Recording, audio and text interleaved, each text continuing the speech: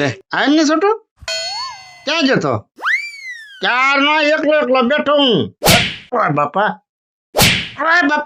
હું સપ્પા તું અહીંયા હું કામ બેઠો બેઠો ઝોલા ખા આ ઝોલા ખાવાના હોય કોક બધું લઈને વહી જાય તો તને ખબર તો રહેતી નથી ક્યાં ગયો છો તું રાતે